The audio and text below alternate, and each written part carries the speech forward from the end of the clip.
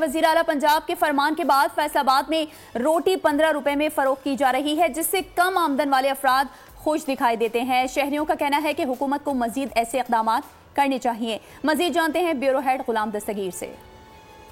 बिल्कुल, पंजाब हुकूमत की हिदायत के बाद फैसलाबाद की ज़िले इंतज़ामिया पूरी तरह मुतहर्रक हुई है। पर हमने देखा है कि डिप्टी कमिश्नर जो हैं ख़ुद भी फील्ड में निकल रहे हैं, असिस्टेंट कमिश्नर्स भी निकले हुए हैं, जिसके बाद जो वज़ीर आला पंजाब मोहतरमा मरीम नवाज़ के विजन के मुताबिक जो रोटी है वो 20 रुपये से कम करके 15 रुपये की गई।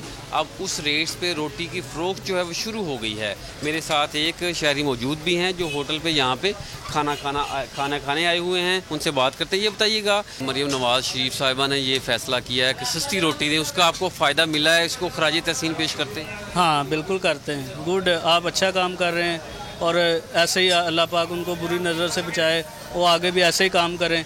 और तो और अब पेट्रोल की कीमतों में भी कुछ थोड़ा सा कम कर दें। ऐसे कुछ बचा के घर लेके जा रहे? पहले भी खाना हम 200 रुपये में खाते थे, अब चलो 50 रुपये 30 रुपये बच जाते हैं।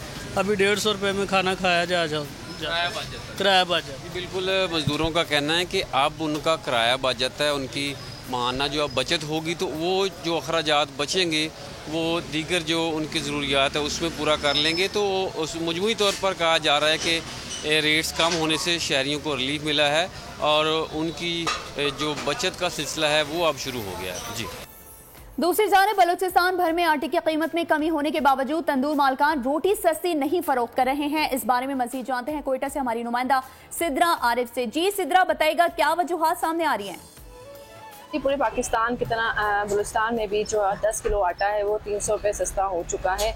लेकिन इस टाइम मैं मौजूद हूँ एक तंदूर में और यहाँ पे जो आटे की कीमत में कमी के बावजूद जो है वो रोटी की कीमत में कमी नहीं की गई। सरकारी रेट के मुताबिक ही रोटी ना सरकारी रेट में कमी की गई ना ही दूसरे रेट में कमी की है। जो तंदूर वाले हैं वो 50 रुपये की एक रोटी बेच रहे हैं, जिसका जो वज़न है वो 330 ग्राम है।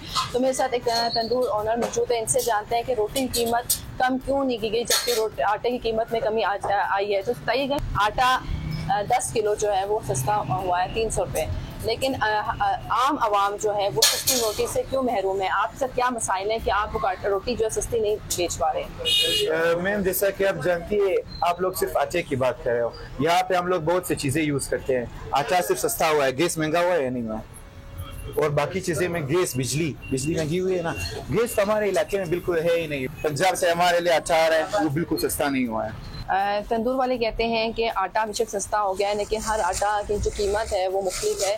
आटा सस्ता होने के बावजूद जो है वो रोटी इसलिए सस्ती नहीं की जा रही है। उनकी तरफ से वो कह रहे हैं कि सिर्फ आटा सस्ता होने से रोटी सस्ती नहीं हो सकती। आपको गैस का बिल भी पे करना होता है, बिजली का बिल भी करना होता है, सबसे बढ़ के कारीगर की तनख्वाह भी पे करनी होती है। इसलिए हम रोटी जो है वो सस्ती नहीं बेच सकते हैं और इसलिए हम रोटी उसी प्राइस में बेचेंगे जिस प्राइस में पहले बेच रहे थे। जी, सब्सक्राइब करें और बेल दबाएं ताकि कोई खबर रह न जाए।